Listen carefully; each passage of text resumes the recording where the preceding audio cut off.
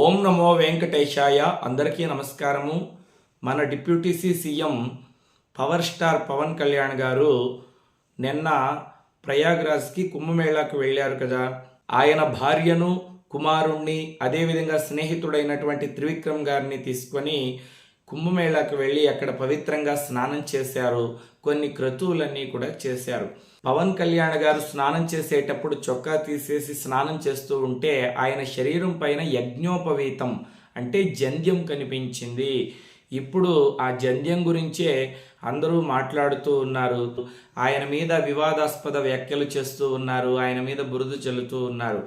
యజ్ఞోపవీతం అంటే జంధ్యాన్ని కొన్ని కులాల వాళ్ళు మాత్రమే ధరిస్తారు. క్షత్రియులు యజ్ఞోపవీతాన్ని ధరిస్తారు, బ్రాహ్మణులు యజ్ఞోపవీతాన్ని ధరిస్తారు, వైశ్యులు యజ్ఞోపవీతాన్ని ధరిస్తారు. పవన్ కళ్యాణ్ గారు క్షత్రియుడా కాదు, బ్రాహ్మణుడా కాదు, వైశ్యుడా కాదు, ఒక కాపు కులానికి చెందినటువంటి వ్యక్తి, ఒక క్షూద్రుడు. ఆయన ఎందుకు మెడలో జంధ్యం వేసుకున్నారు? ప్రజల్ని మోసం చేస్తున్నారా అని ఇష్టం వచ్చినట్లు వివాదాస్పదమైనటువంటి వ్యాఖ్యల్ని చేస్తూ ఉన్నారు. ఆయన గురించి నోటికి వచ్చినట్లు మాట్లాడుతూ ఉన్నారు.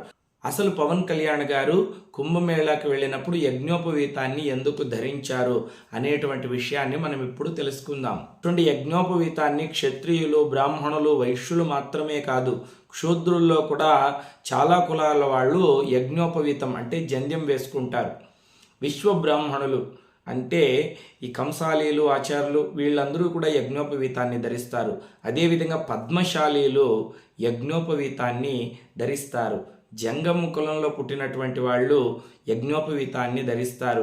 అదేవిధంగా బుడిగ జంగమ కులానికి చెందినటువంటి వారు, గాండ్ల వారు, అదేవిధంగా బైరాగులు, ఇలా చెప్పుకుంటూ పోతే చాలా కులాల వాళ్ళు యజ్ఞోపవీతాన్ని ధరిస్తారు. యజ్ఞ యాగాదులు చేసేటప్పుడు, విశేషమైనటువంటి క్రతువులు చేసేటప్పుడు, ముఖ్యంగా పెదకర్మ రోజు పిండ ప్రదానం చేసేటప్పుడు బ్రాహ్మణులు ఆ కర్త ఎవరైతే ఉన్నారో వాళ్ళకి యజ్ఞోపవీతాన్ని ధరింపజేస్తారు. చూడండి, యజ్ఞోపవీతము అనేది లేకపోయినా కూడా ఒక వస్త్రాన్ని ముడివేసి యజ్ఞోపవీతంలా వేసిన తర్వాతే పిండ ప్రదానం చేయమని చెబుతారు. పవన్ కళ్యాణ్ గారి చేతికి దర్భ కూడా ఉంటుంది, దాన్ని పవిత్రము అని పిలుస్తారు. కాబట్టి ఆయన మన సనాతన ధర్మాన్ని గౌరవిస్తూ ఉన్నారు. వారాహీదేవి నవరాత్రులు చేశారు. అదేవిధంగా చాతుర్మాస వ్రతం చేశారు. 4 నెలలు ఆయన చాతుర్మాస వ్రతం చేసి గోశాలలో పడుకున్నారు, ఏకభుక్తం చేశారు. 41 రోజు కఠినమైనటువంటి బ్రహ్మచర్య దీక్ష చేశారు. తిరుమలలో నిరాహార దీక్ష చేశారు. ఎన్నో అద్భుతమైనటువంటి కార్యక్రమాల్ని చేస్తూ వస్తూ ఉన్నారు. ఆయన మంచి దైవభక్తులు. ఆయన మాత్రమే కాదు, ఆయన ధర్మపత్ని అంటే ఆయన భార్యను కూడా తీసుకొని వచ్చి ఆయన పవిత్రంగా భార్యా సమేతంగా ప్రయాగ్రాజ్లో మహాకుంభమేళాలో పవిత్ర స్నానం చేస్తూ ఉన్నారు. దీన్ని మనం అభినందించాలి. మీరు గమనించినట్లయితే ఆవిడ క్రిస్టియన్ అయినప్పటికీ బొట్టు పెట్టుకుని ఉంది. అంతేకాదు ఆయన కుమారుని కూడా తీసుకుని వచ్చారు. ఆయన మీడియాతో మాట్లాడుతూ చాలా కాలంగా నేను ఇక్కడ కుంభమేళాకు రావాలనుకుంటున్నాను, కానీ ఇప్పటికీ రావడానికి కుదిరింది. నేను ఇక్కడ పవిత్రంగా స్నానం చేసి దండం పెట్టుకున్నాను, నాకు మనసు ప్రశాంతంగా ఉంది అని ఆయన ఎంతో గొప్పగా చెప్పారండి. చూడండి, మన దౌర్భాగ్యం ఏమంటే మన సినిమా నటీనటులు కావచ్చు, మన రాజకీయ నాయకులు కావచ్చు, ఒక దర్గాకి వెళితే వాళ్ళను విమర్శించరు. ఒక చర్చికి వెళ్ళి అక్కడ క్యాండిల్ వెలిగించి ప్రార్థనలు చేస్తే అప్పుడు విమర్శించరు. కానీ మన దేవాలయాల్లో కానీ మన పుణ్య నదుల్లో కానీ వాళ్ళు స్నానం చేసినట్లయితే, వాళ్ళు బొట్టు పెట్టుకున్నట్లయితే ఏదో ఒక రకంగా వాళ్ళ మీద బురద జల్లుతూ వాళ్ళు ఓట్ల కోసమే ఇవన్నీ చేస్తూ ఉన్నారు, ఇవన్నీ దొంగ నాటకాలు అని ఏదో ఒక రకంగా వాళ్ళని ఉద్దేశించి విమర్శిస్తూ ఉంటారు. ఎందుకంటే మన సనాతన ధర్మం ప్రకారము పవిత్రమైన నదీ స్నానం చేసిన, భగవంతుడిని పూజించిన, బొట్టు పెట్టుకున్న మన వాళ్ళకే కొంతమందికి ఇష్టం ఉండదు. అదే వాళ్ళు చర్చికి కానీ మసీదుకి కానీ వెళితే ఆ అన్ని మతాలు సమానమే, అందరు దేవుళ్ళు ఒక్కటే, వాళ్ళు అందరితోనూ మమేకమై ఉండాలి కాబట్టి అలా చేసి ఉంటారు అని మనము సాధారణంగా తీసుకుంటాం. ఇప్పుడు ఆయన యజ్ఞోపవీతం ధరించారు కదా, ఇప్పుడు అందరికీ కడుపు మంట వచ్చింది. అసలు ఎందుకు ఆయన యజ్ఞోపవీతం వేసుకున్నాడు? ఎందుకు ఆయన చేతికి దర్భ పవిత్రం ధరించాడు? ఆయన భార్య క్రిస్టియన్ కదా, ఆవిడ బొట్టెందుకు పెట్టుకునింది? ఆయనతో పాటు అక్కడ స్నానం చేయడానికి ఆవిడకి ఏ అర్హత ఉంది?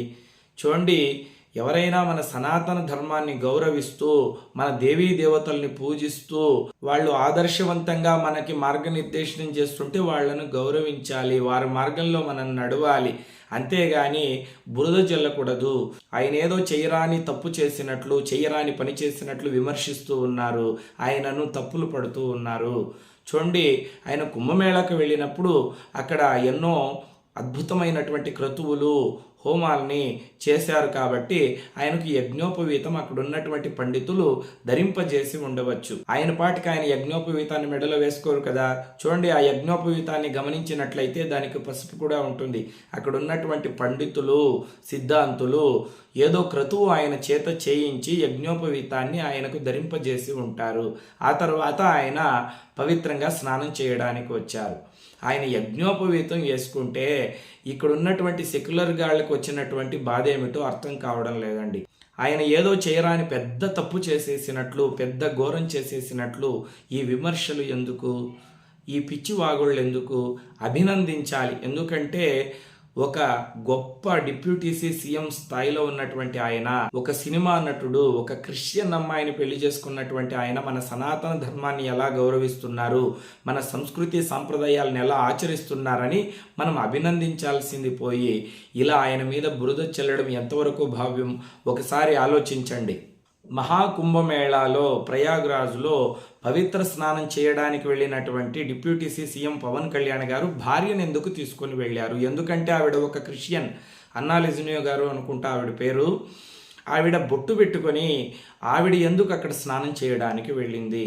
ఒక విషయాన్ని మీరు బాగా గుర్తుపెట్టుకున్నట్లయితే ప్రయాగ్రాజ్లో ఇప్పటికే 50 కోట్ల మంది, అంటే భారతదేశంలో ఉన్నటువంటి వాళ్ళు సగానికి పైగా వెళ్ళి అక్కడ పవిత్రంగా స్నానం ఆచరించి వచ్చారు. ఎందుకంటే ఇది మహాకుంభమేళ, 40 సంవత్సరాలకు పైగా ఒక్కసారి వస్తుంది ఇది. కాబట్టి ఆయన వెళుతూ ధర్మపత్ని సమేతంగా వెళ్ళాలని భార్యను కూడా తీసుకుని వెళ్ళారు.